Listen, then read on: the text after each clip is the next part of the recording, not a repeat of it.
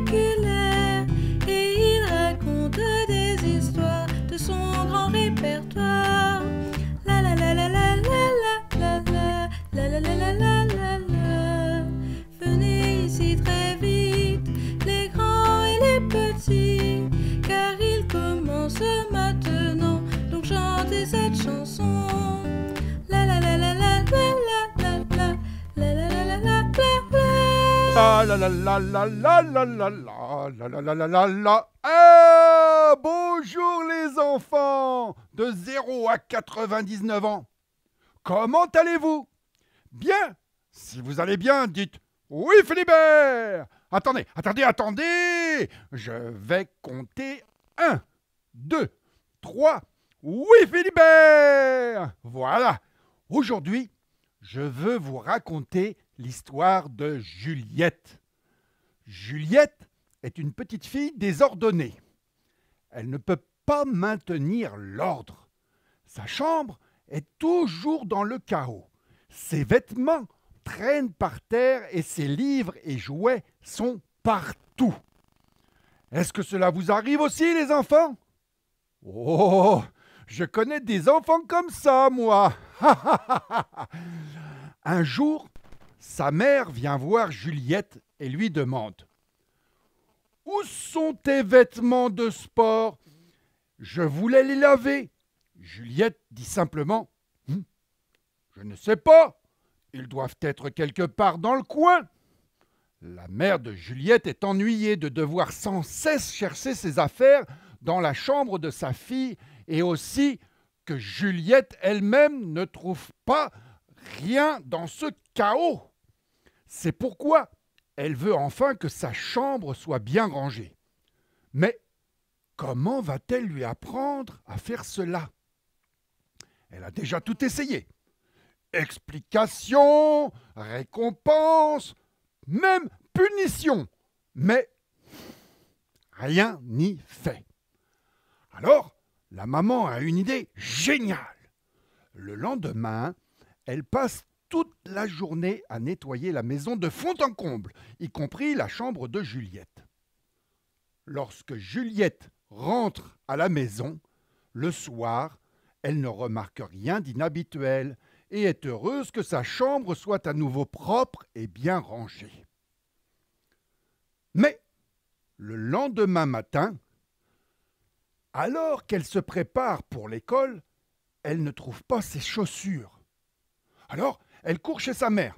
« Maman, où as-tu mis mes chaussures ?»« Là où ils doivent être, derrière la porte. »« Mais quelle porte ?»« Quelque part dans la maison. »« Mais maman, ils doivent être dans ma chambre. »« Oh, ma chérie, je ne me souviens pas de la porte derrière laquelle elles se trouvaient. De toute façon, peu importe où elles se trouvent, tant qu'elles sont quelque part, n'est-ce pas ? Tu veux dire que je dois regarder derrière chaque porte de la maison ? Juliette court jusqu'à la porte de la cave, mais elles ne sont pas là. Elle court vers les toilettes, mais elles ne sont pas là non plus. Oh maman, qu'est-ce que je vais faire sans chaussures ? Continue à chercher, ma chérie, dit-elle doucement. Agacée, Juliette court à la porte du bureau et finit par trouver ses chaussures. Laisse mes chaussures dans ma chambre, maman, demande Juliette. Toutes ces recherches me font perdre mon temps. Essaye de t'en souvenir, ma chérie, dit la mère avec un léger sourire. Mais les chaussures ne sont pas la seule chose que la mère a en nettoyé.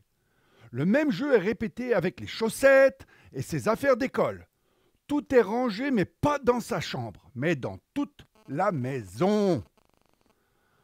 Elle fait des allers-retours comme un tourbillon pour rassembler toutes ses affaires pour l'école. Et allez, complètement essoufflée, elle se précipite à la porte d'entrée pour prendre le bus de l'école. Maman, s'il te plaît, ne nettoie plus ma chambre aujourd'hui. Je le ferai moi-même quand je rentrerai. J'ai bien compris ce que tu m'as dit. Elle embrasse sa mère sur la joue et court rapidement vers le bus.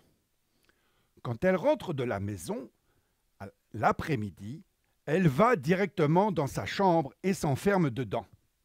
La mère entend du bruit de la chambre de Juliette et les placards s'ouvrent et se ferment. Il est déjà tard quand Juliette sort de sa chambre heureuse.